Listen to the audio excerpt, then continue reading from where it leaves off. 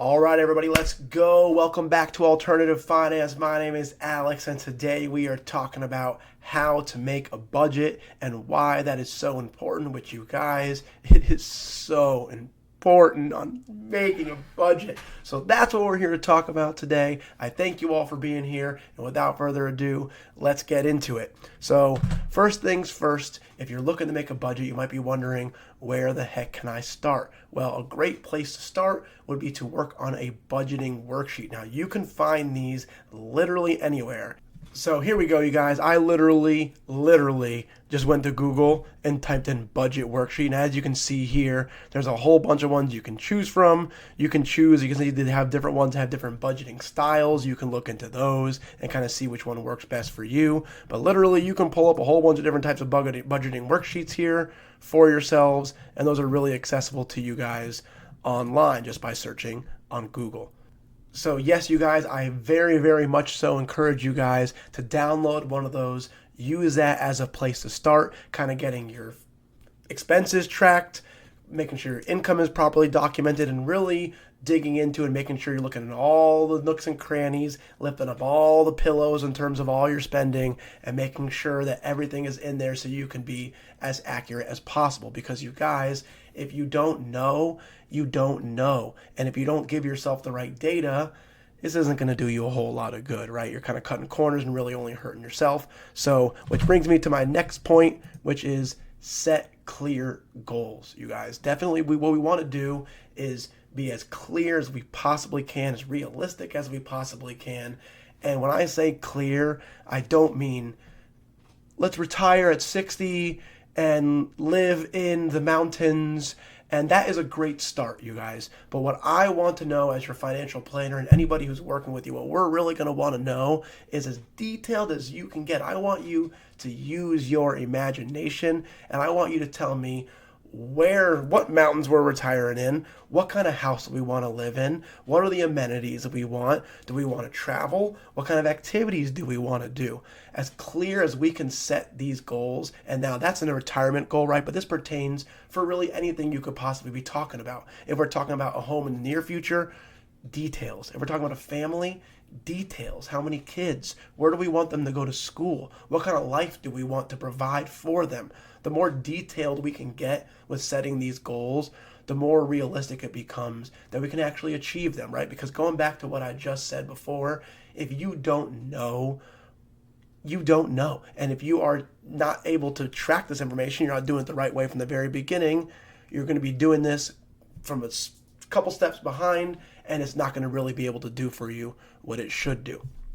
So we definitely want to be clear in setting our goals and making sure that we're being realistic and as clear as possible. Am I clear? Was I clear enough? We can move on? Okay. So next, make sure you track your income and your expenses. So income is usually pretty easy. Most people are really good about tracking their income. Most people, not everybody, but if you aren't, definitely get a really good sense of what your income is. If it's steady, that should be really easy for you. If you make like commission or your 1099 or something like that, it might be a little more unpredictable and you might have to do the best you can.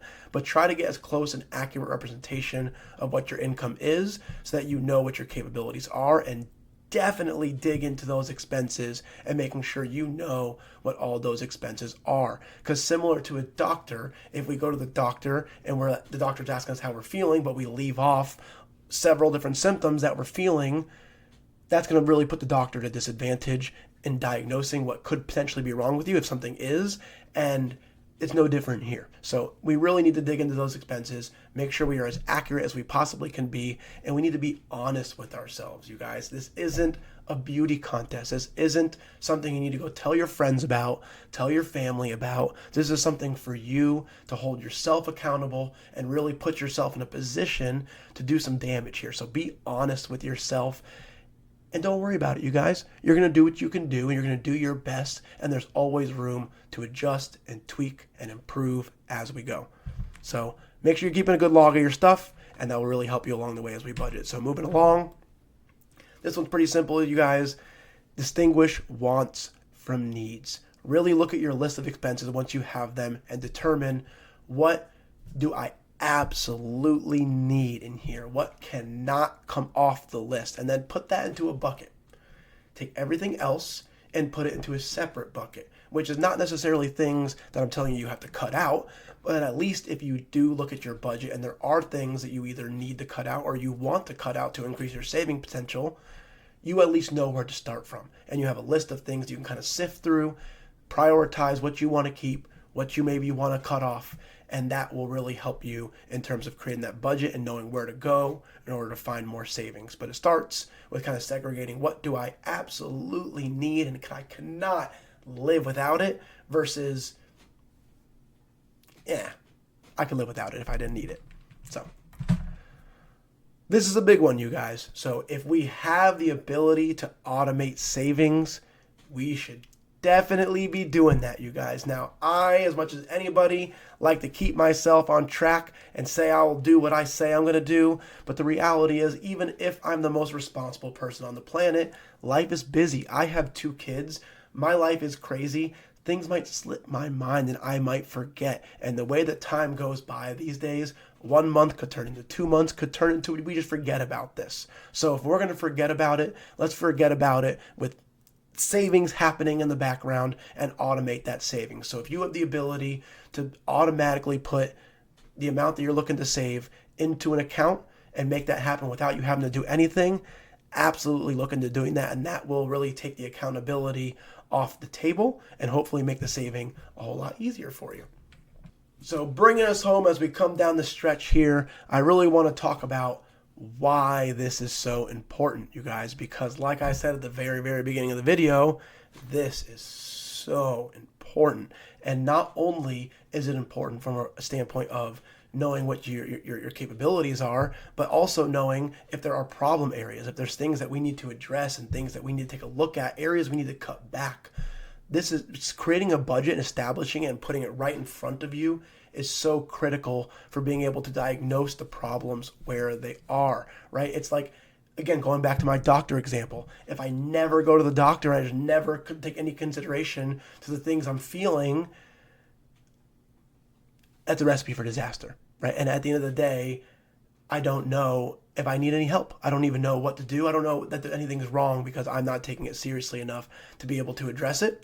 And right back to where we are right now, without knowing and without taking into consideration, you're never going to know what to do. So yeah, it absolutely is important from a budgeting standpoint. We need to know, first of all, that we're in a position to save. And if we are in a position to save, how much? How much can we save? What can we do with this? And that will really give us the ability to start digging our heels into what goals can I start attacking? What are things I can start checking? If I want to buy a home, how much money do I have to throw at anything? And do I need to throw all of that at a home? Do I need to increase that number? Do I have enough where I can throw some of that at, this goal and maybe take some more and throw it at a different goal, right? But all that starts with knowing your budget, knowing your cash flow. And you will not know that until you sit down and take a look at it. Which brings me to my final point, that this is hard stuff, you guys. This is hard stuff. Reward yourselves. If you take the time to work your budget and take the time to start automate some savings or attacking savings goals in any way, and you're doing what you told yourself you were going to do and accomplishing those savings, and you're putting money away successfully and attacking those goals, reward yourselves, you guys. Get yourself something modest and nice. You deserve it. Take yourself and your husband or your wife out to dinner. Do something for yourself so that you feel like this is worth it, because at the end of the day, it is absolutely going to be a benefit to your long game. But we have to be able to enjoy it and enjoy ourselves in the interim. Otherwise, we'll never make it to the long game. So make sure that you take the time to pat yourself on the back when you do the things that you should be doing and reward yourselves for good savings habits and good budgeting. So that wraps up what we got here today. If you like this content, please, please, please like the video. Leave a comment. Let me know what you think. Feel free to subscribe to the channel and tell your friends. And until next time, everybody, that's Finance AF.